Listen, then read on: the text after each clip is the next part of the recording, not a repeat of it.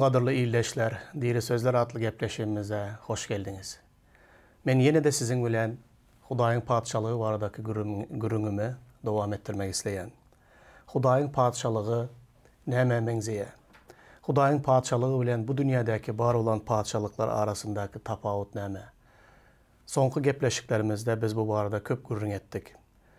İsa Mesih yeketek Hudayın padşalığı varada bize ayan eden biridir. İsa yerde yaşan vaktinde Hudayın padşalığı varada vagiz verip, taglimat verip ve dürlük ile misallar bilen, tımsalların üstü bilen öz şagirdlerine, resullara Hudayın padşalığının näme zada mengzeyendigini açıklap bize öğretti. Biz hazır Hudayın padşalığını tanıyan olsak, dine İsa Mesih'in öğreden taglimatlarından ve onun tımsallarından Hudayın padşalığını bilip, öğrenip biliyariz. Çünkü İsa şeyle deydi, men gökten geldim, men yerden gelenligimi biliyarin. Hudayın padşalığından çıkıp sizin yanınıza geldim. Yerde yaşadım ve Hudayın padşalığını size açıklap, size öğretmek için, size tanıtmak için Hudayın padşalığı men deyip İsa özü varada gürrün verdi. İsa gelmezden ozal da Hudayın padşalığı varadaki pikir katı yapık bir zattı, köp sırlı bir zattı. Hudayın padşalığını adamzat tarixinde hiç kaçan bizim hazırki vaqtdaki tanışımız yalı adamzat Hudayın padşalığını tanıp bilmeyedi. Ama İsa Mesih yere gelende ol atamdan eşiden ähli zatlarımı size ayan etmek için geldim deydi ve şeyle ulu Hudayın padşalığı varada bize bilgi verdi, düşünce verdi. Hazır onun sözleri bize ruhlandırıyor ve Hudayın padşalığı näme zatları mengzeyendigini onun sözlerinden öğreniyoruz. Gelin hazır sizin bilen gelin toyu tımsalından Hudayın padşalığının nämedigi barada öğrenelim. Matta'nın hoş havarı 22. babın 1-14. ayetlarında gelin toyu tımsalı var. Şol tımsalda Hudayın padşalığının nähilidigi barada İsa bize bir açıklama veriyor ve Hudayın padşalığını bilelikte öğrenelim. İsa onlara yine de tımsallar arkalı gürrün verdi. Göğün şalığı öz oğlu üçün gelin toyunu tutan padşa mengzeyendir. Ol toya çağırılanlara havar etmek için hizmetkarlarını iyi veriyer. Ama çağırılanlar gelmek istemeyerler. Padşa yine başka hizmetkarlarını iyi verip onlara çağırılanlara aydın, inemen toy saçağını tayyarlap koydum. Öküzlerim, semiz mallarım soyuldu. Ähli zat tayyar, toya gelsinler diyer. Emma olar ünüs hem vermeyerler. Biri öz ekin meydanına gidiyer. Yine biri öz sövdasının uğrunda geziyer. Başkaları olsa onun hizmetkarlarını tutup azar beriyerler.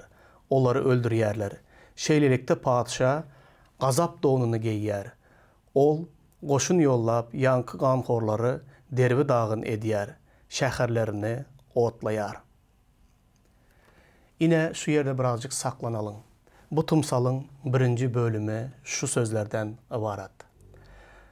Hudayın padşalığı näme mengzeye? İsa şeyle gürrün veriyer.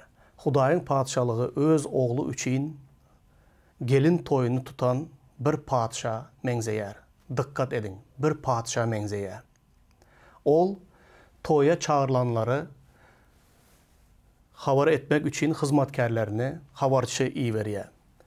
Havarçı iyi veren vaktinde padşanın çağıran, münasip hasaplan adamları näme diyerler? Biri öz ekin meydanına gidiyor. Yine biri olsa näme diye? Öz sövdasının uğruna çıkıyor. Üçüncüleri olsa padşanın iyi veren havarçılarını tutup urup onların üstünden gülüp onları maskaralap kəbir havarçılarını da öldürüyorlar. Bu yağdayı birazcık oylanalım. Näme zady görkezye? Yönekey adam toy tutmaya. Bu tımsala göre, İsa'nın gürrüngüne göre padşa öz oğlu üçün gelin toyunu tutuya. Ve padşa ilki bilen münasip hasaplayan bütün yurdun atlı, avraylı, yukarı dereceli vezirlerinden başlayıp bütün bay, işin başındaki adamlar, yolbaşçı adamları münasip hasaplap onları toya çağırıyor. Bilýäňiz padşanyň toyuna yöwnekey adamlar gelmeye. Bir garamayak ya da çölde çopan ya da bir ekrançılık bilen meşgullanyp ýören bir daýhan padşanyň toyuna çağırılmaya. Padşanyň toyuna diňe atlı, avraylı, barlı adamlar, münasip hasaplanan adamlar padşanyň toyuna çağırılýar. Ol habarçylaryna iyi berýär. Habarçylar barıp toy taýýar. Şeyle sözler bilen iyi berýär. Öküzler, semiz mallarım soyuldu. Saçak, naharlar bişirildi. Toy saçağı tayyar. Gelsinler deyip ol habarçıları öwran iyi verdi. Emma bu yerdeki çağırılan adamların ýagdaýyna seredin. Biri özünün ekin meydanına gidiyor. Öz ekin meydanına gitmege padşanyň oğlunun toyuna gitmekten has, vacip hasaplayan. İkincisi, öz sövdasının uğruna çıkıyor. O da özünün sövdasını padşanyň oğlunun gelin toyundan vacip hasaplayar. Başkaları olsa hiç yere gitmeseler de havarçıları urup, yencip, azar verip onları öldürýärler. Ondan soň padşanyň ýagdaýyna seredin. Padşa gazaba mündü diye, gazap donunu giydi. Ol goşun yollap, yankı ganxorları derbi dağın etdi ve onların şäherlerine otladı deyip yazılan. İsa bu yerde näme zatlar aýtmak isleýär? İsa İsrail halkından, Yahudulardan gelip çıktı. Bütün Hudaý baradaky bilgiler, İncil kitabından öňdäki gelen Tövrat, Zebur kitaplar Yahudulara degişledi. Fariseylerdir dindarlar, Yahuduların dindarları ve onun Yahudu halkı, Yevreyler, olar üçün geldim deyip İsa bir näçe gezek hoş habarlarda aýdýar. Çağırılanlar deyip ilki bilen onları göz öňünde tutýar. Emma İsa Hudaýyň padşalygyny bir gelin toyuna, ýagny oğlu üçün padşanyň tutan gelin toyuna meňzedýär. Çağırýar onları, gelin, gelin, gelin, toy taýýar deyip. Emma yankı dindarlar, fariseyler, Yevrey halkı, Yahudular bu toyu äskermezlik edýärler. Padşany da äskermezlik edýärler. Padşany da söýmeýärler ve padşanyň oğlu üçün tutan gökdäki padşa bu Hudaý. Oğlu üçün tutan gelin toyu diýende İsa'nın toyuna çağırýar. Toyu da ähmiýetli görmeýärler. Padşany da äskermezlik edýärler ve onun toyuna gelmek islemeýärler. Diýmek bularyň padşa bilen bir arasında bir näsazlyk ýa-da padşa bolan bir ýigrenç, ona hormatyň ýoklugyny şu yerden görýäris. Adatda da onlar beýle bolmaýar. Eger padşa kimdir biri öz oğlunun toyuna çağırsa, bilýäňiz bu nähili beýik bir mertebe. Adam bu çakılığa yok deyip bilmez hiç haçan. Hiçbir adam buna yok deyip bilmez. Senin nähili vacip işin bolsa da sen şol işi koyup şol toya barmalı bolýan. Senin toya barman bir bahana tapsan, nähili bahana tapsan da toya barmasan, bu nämeni aňladýar? İlki bilen senin şol padşa garşydygyny görkezýär. Padşany söýmeýändiňi görkezýär. Padşa boyun bolmaýanlygyny, ona hormat etmeýändiňi görkezýär. Netijede sen padşanyň düşmanyna öwrilýärsiň. Aklı başındaky adamların hiçbiri padşanyň çakılıgyny red etmeýär. Emma Yahudular, Yevreyler, dindarlar, fariseyler, olar Hudaýyň çakılıgyny red ettiler. Hudaý İsa Mesih arkaly gutuluşy iyi berdi. İsa'nın hakikattan Mesih digini açıklap görkezdi. Bu menin söýgüli oğlumdur deyip Hudaý onu tasdikladı. Alamatlar, gudratlar, mucizalar bilen İsa'nın gökten Hudaýdan gelenligini Hudaý açıklap olara tasdikladı. Emma olar İsa'nı kabul etmek istemediler. İsa'nı ve onun iyi veren havarçılarını, ilkilene havarlarını reddettiler, bahana taptılar. Biri ekin meydanına, başka biri öz sevdasının uğruna çıktı.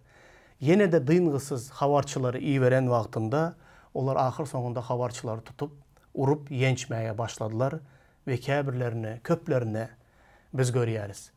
İsa'nın iyi veren havarçılarını, Resullarını onlar urup öldürdüler. Yankı padişah qahar qazava mindi ve onları derbi dağın etti ve şəhərlərini otladı diye. Ondan sonra bu tımsalın ikinci bölümüne geçelim. Ondan sonra padişah hizmetkarlarına toy saçağı tayyar, emma çağırılanlar buna münasip der eken, köçelere çıkın da kimi tapsanız toya çağırın diyer. Hizmetkarlar yollara çıkıp, yaman deymen, yaxşı deymen tapanlarının barını üyüşüriyerler. Toyxana mihmanının dolyar. Padişah mihmanları görmeye gelende, onun toy giyimini giymedik bir adamı gözü düşer. Ona ey dost, sen toy giyimini giymen bu yere ne edip giyirip bildin deyip sorayar. Şonda ol adamın dili tutuluyar. Onson padişah hizmetkarlarına el ayağını danında onu daşarı qaranqılığa taşlan. Ol yerde ağı ve diş qıycama bolar diyer. Çünkü çağırılanlar köp, emma saylananlar azdır. Yine bu tımsalın ikinci bölegi. Doğanlar kitapta şeyle yazılan. Yevreylerin, yani Yahuduların İsa'nın Mesih hükmünde kabul etmen, onu red edenlerinin özge milletler üçün ulu bir bereket bolanlığını aydiya. Eğer yevreylerin gözü tutulmadık olsa, onlar bu çakılığı gelin toyuna, padişahın toyuna bu çakılığı kabul eden olsalar, onda bu tımsalın ikinci bölümündeki adamlar ol toya barmak fırsatı onlarda bolmazdı. Şunun için bu da Hudayın bir planı deydi.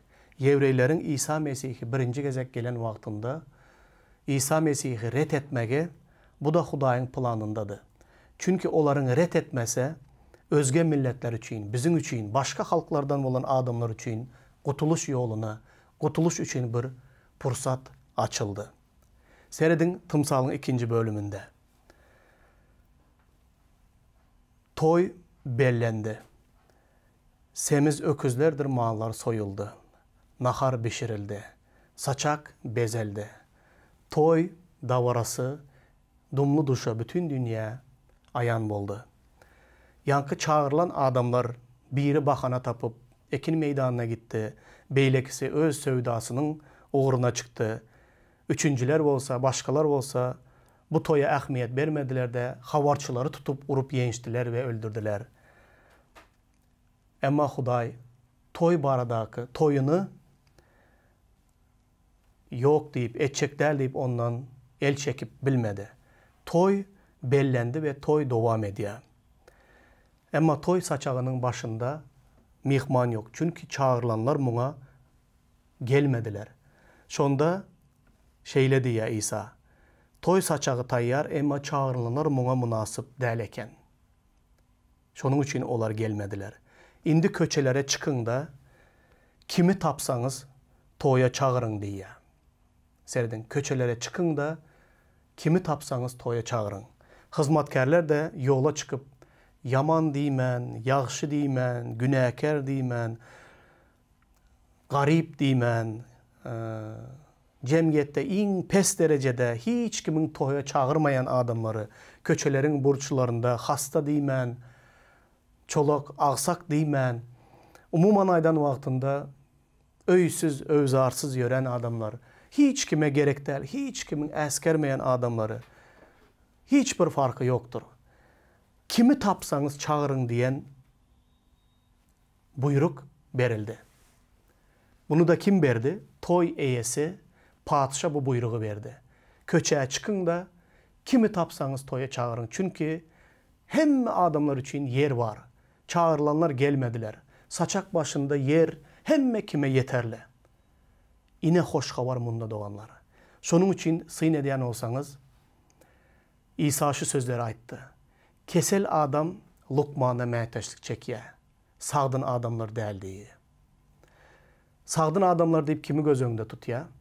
Özlerine, öz doğruluğuna bil bağlayan, özünü atlı avraylı deyip hasaplayan, özünü yukarı dereceli deyip hasaplayan bir erk ihtiyarı bar adamlar İsa halaskere mehteşlik çekmeyerin deyip hasaplayarlar içinden. Men günahkar değil. Men İsa bolmanda da öz özümü halas edip biliyen, öz günüm özüm görüp biliyen diyen adamlara İsa gerek değil. Olur kesel değil diye. Ama aslında kesel olur ama keselliğini görüp bilmeyerler. Bunu duyup bilmeyerler. Ama kim günahkar, kim bu dünyada günahının neticesinde ezilen, yıkılan, dövülen, her hili günahkarlar diye bunlar kesel adamlar. Onlara diye Lukman gerek. Onlar İsa'nın yanına gelip beni bağışla, bana kömek et, beni halas et deyip İsa'dan kıygıracak adamlar. Sonunda kesel adamlar diye Lukman'a mehteşlik tapanlık için halas olarlar ve şifa taparlar. Onlar ebedi yaşayışa ev olarlar. Ama İsa bana gerek değil diyen özün doğru hasaplayan adamlar, onlar halas olup bilmeyerler. Bu yerde de biz şol bir zadı görüyoruz. Seyredin. Yurdun atlı avraylı adamları çakılığı ret eden vaktinde köçenin qırasına çıkıp hizmetkarlar, yaxşı deymen, yaman deymen, her hili adamları toya çağırdılar. Toy saçağı mihmanla doldu.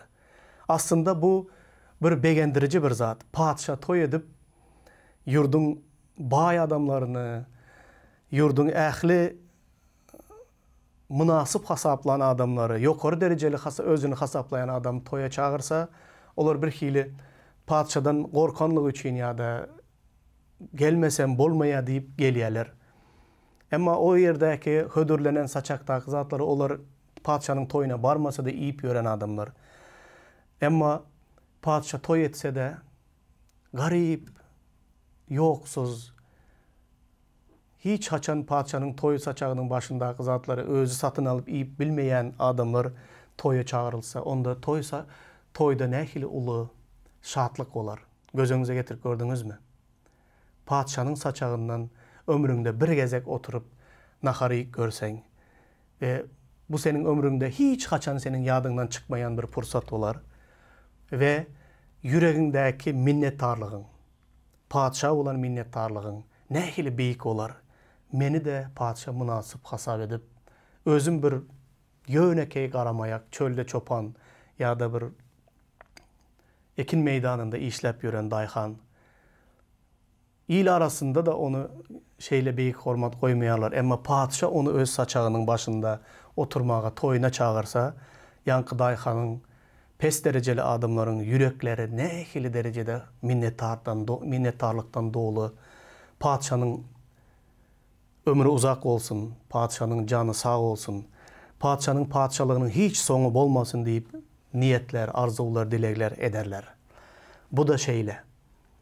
İsa hoş havarını günahkarlar, pes dereceli, garipler, bu dünyada ehmiyetsiz hasaplanan adamları öz padişahlığına çağırdı. Ve onlar o padişahlığa kabul ettiler. Ve padişahın oğluna tutan gelin toyuna onlar geldiler ve minnettarlık bilen bu toyda, ulu begenç ve şatlık bilen bu toyda padişah bilen toy saçağında oturdular. Yine Hudayın padişahlığı cennetteki yaşayışım şundan ibaret. Doğanlar baylık vardı gürrün eden vaktinde İsa'nın şahitleri yine şeyle deydi. Bay adamları görüp İsa'nın şahitleri, şular baylar da Hudayın padişahlığına girip biler mi deyip şüphelenmeye başladılar. İsa onlara bir dünyanın dedi, iğnenin ucundan geçmeye, bir bayın Hudayın padişahlığına girmeginden ansattılar dedi. Sebebi bay adamlar Hudayın padişahlığına girmek onlar için katı kıyın. Ama dünyanın iğnenin ucundan geçmeye ansat dedi. Neme demek istedi? Yerusalim'de şehre girilen bir yer vardı. Onun girelgesi şeyle dar. Adam geçip bilyen birazcık ulurak. Ama boyda pes bir yer vardı. Ona iğnenin ucu deyip aydiyadılar. Ol girilen yere. Şol yerden hatta düye de geçip bilyedi. Düyeli gelen adamım düyeni dize çökürüp düyenin boynunu engeltip şeyle dize çökürüp düyeni de şol yerden geçiriyediler. Onu görüp duran İsa şu tımsal ayttı. Düyenin iğnenin ucundan geçmeyi ansattır. Ne için? Sebebi düye boynunu engeldip şol yerden geçip bilye. Engelse şo da geçiye.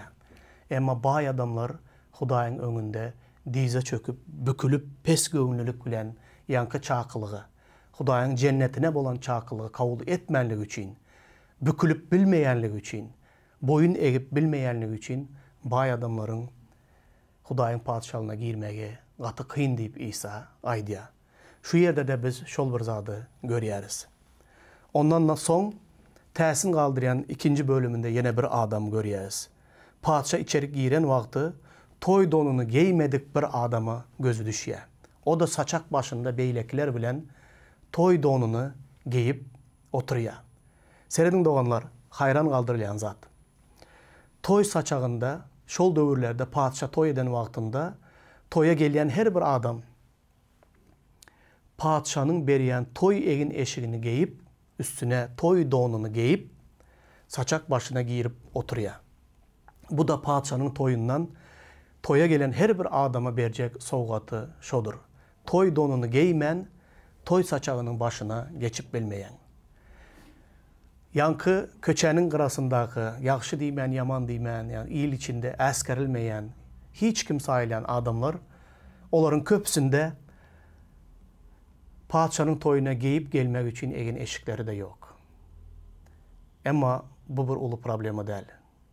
Bizim hemmemiz günah bilen hapalanan günahlı eşiklerimiz, köne günahlı eşiklerimiz bilen, köne yaratılışımız bilen yaşayarız. İsa Mesih'in cennetine girmek için Huday bizim her birimize İsa Mesih'in keşfinde yaratılan doğruluk donunu giydiriyor. Doğruluk donunu giymeden hiç kim Huday'ın padişalığına girip bilmeye. Cennete biz boluşumuz yalı girip bilmeyiz. İsa Mesih'in keşfindeki yaratılan doğruluk donunu giymen ona girmek mümkün değil. Bu şunun için toy tımsalında bize bunu aydiya. Padişahın toyuna gelen ehli günahkarlar, ne ehli günahkar olsa da onların hemmesi günahları yuğulup, temizlenip İsa onlara təzə yaradılış, təzə don giydiriye de onlar padişahın toy saçağının başına girip onun bilen oturup bilirler. Padişahın toy saçağının başında oturan günahkarlar artık onlar günahkar değildir. Onlar İsa Mesih'te təzə donu giyen, təzə yaradılış olup padişahın toy saçağının başına geçerler. Ama ol yerde padişahın toyunda toy donunu giymedik bir adam saçak başında oturuyor. Bu ne hili adam? Bu adam men padişahın toyuna öz egin eşigim bilen baracak, öz doğruluğum bilen baracak, öz menmenligim bilen baracak, öz tekebbirligim bilen baracak. Men İsa'nın keşfine göre yaratılan təzə donu giymeye məteş değil, menin özüm doğru adam deyip toy saçağının başında oturmak istedi. İsa'nın verecek doğruluğunu değil, öz doğruluğu bilen Hudayın padişalığına girecek oldu. Özünün eden yaxşı işleri bilen Hudayın padişalığına girecek oldu. Ama padişahın gözü şola adama düştü. Hemme adamda doğruluk donu var, toy donu var, ama onda yok. Hizmetkarlara, bu adam ne edip girdi bu yere? Deydi, o adam dili tutulup cevap da verip bilmedi.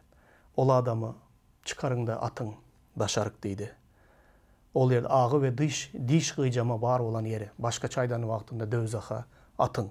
Çünkü menin toy saçağımın başında menin verecek doğruluk donumu giymen oturup bilecek adam yok deydi.